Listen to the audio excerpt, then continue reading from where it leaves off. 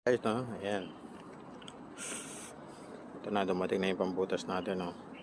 At nakapagbutas na rin tayo. Yo. So, ayan. Ito yung nagbutas. Ay, baliktad po yung buwang. Teka. Ayan. So, ganito siya. Bababa na lang natin.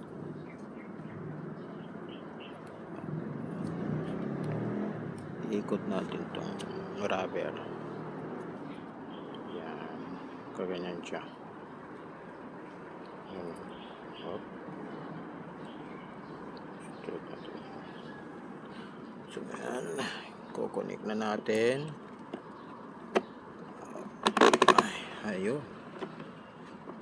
Sakto lang. Ayan.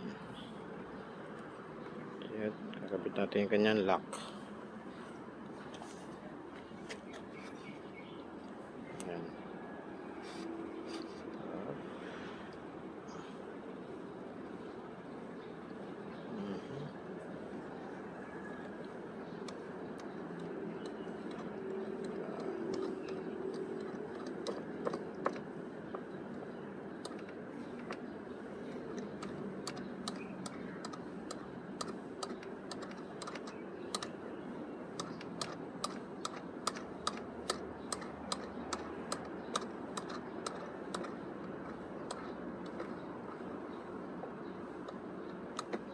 Natin higpitan.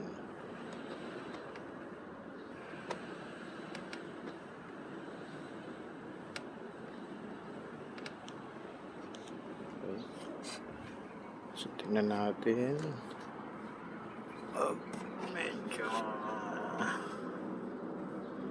Medyo ganyan siya natin.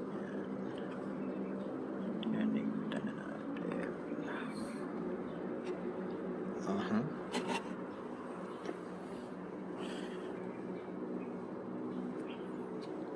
Ito yung basahan.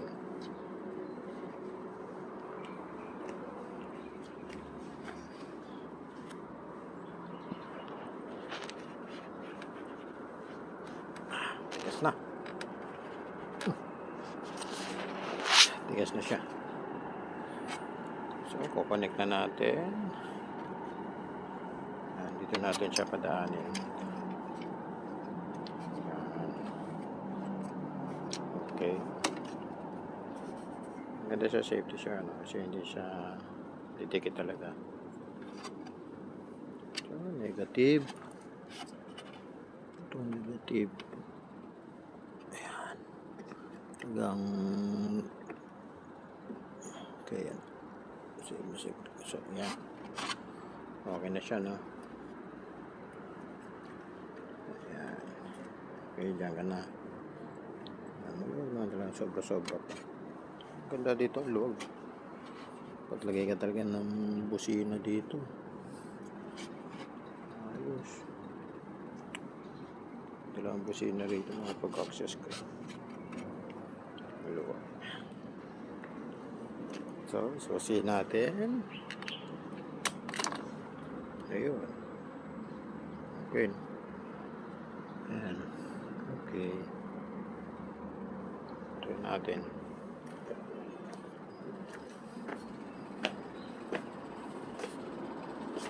Pwede pang charge.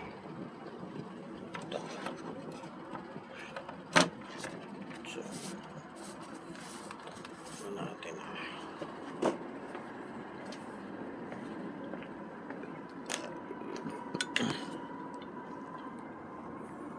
Testing. Okay.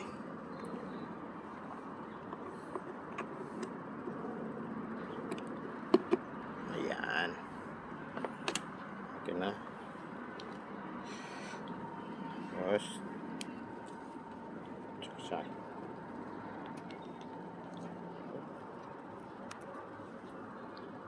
Ayun, nag-charge na siya. Ayun. Okay. Ayun, nag-charge. Ayun, okay na. Star kilo. Dalawa pa. Pwede ka pa mag-charge na may extra pa siya rito. Habang naka-charger po mo, charge ka na rin yung power bank mo. So, okay guys, dito na tayo, no? So, tapos na ito yung project. Tapos, yan. Okay. At least hindi siya maano, kahit mabasa siya. Hindi siya open masyado sa tubig, no? So, okay na. Good, very good na. Good, very good. Ito yung ano, 2019 model, oh. Pero ito pala yung tinakbo niya, oh. 5,000.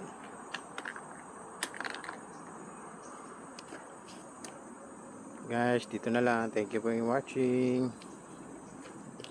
Subscribe pala kayo para sa ating more na ano, no, pag-install ng mga wiring, no, pag-install ng wiring ng mga accessories, no.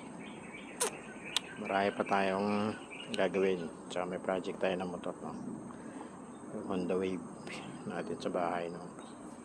Kasi yun yung gamit ko dati, yung Honda Wave, yung na-stock na mula nung kumuha ako ng Honda Click.